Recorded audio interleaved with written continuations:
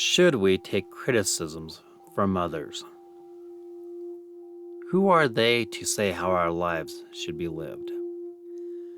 On the other hand, do we have life right ourselves? How do we judge whether they are right or whether we are right? Is it he who dies with the greatest lawn wins? Is it he who dies with the largest house wins? Is it he who dies with the greatest achievements wins? Or is it he who dies with these accomplishments still dead? In fact, if you spend your life obsessing over these victories, have you truly lived? At the end of your life, will the difference between death and a life not lived be a blurry line? In your neighborhood, everyone has made similar choices. They have bought the same house. They drive the same car. They have the same debt. There may be small variations of this, but for the most part, they are all the same. We can probably estimate one's happiness in the neighborhood closely to the same level. How do we know if our neighbors are living life correct? Have our neighbors found pure happiness? Probably not. At best, they may be slightly satisfied with life.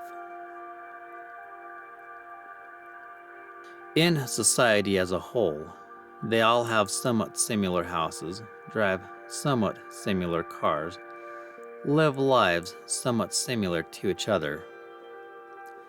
Who are they to say that their lives are better?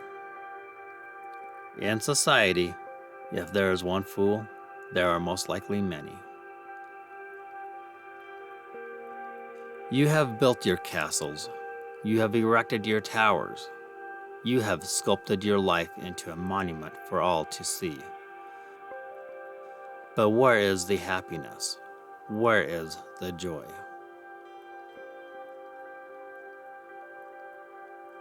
The measuring rod in which we can compare our lives is that of our happiness. Are you truly happy with your life? Overall, are you more comfortable with life than, say, truly happy? If you look at the gratification in life that you have and break it into smaller parts, you may see that what is making you happy is also the same thing making you unhappy. That new car you have obviously brings a lot of quality to your life. It is shiny. It smells nice. It is reliable. It is a social symbol. But at the same time, it adds complexity. Suddenly, you have more payments to pay, insurance, registration, and also the stress the debt creates. We often gloss over the negative and just focus on the positive. Yet, at the same time, that negative is still there.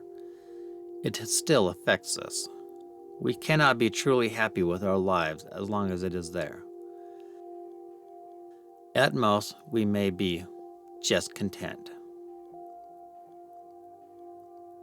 What can be said about it, though, is that to find our true happiness, full happiness, one must consider removing the negative, even if it comes at the cost of removing the positive.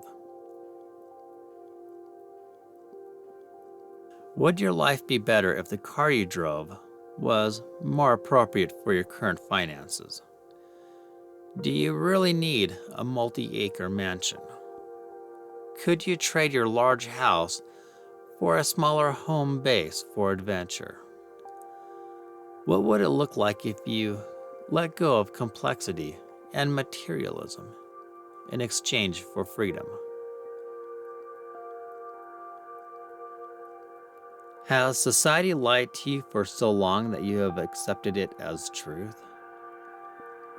Have you told yourself this lie so often that it has become a part of who you are? Could you challenge this lie without challenging who you are? Could you destroy this lie without destroying yourself?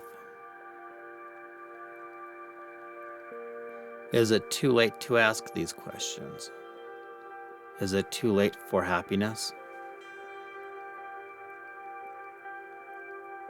Be bold enough to look wrong to those who are wrong. Change your life for the positive regardless of how it looks to others. Be bold. Let go. Change. Be happy.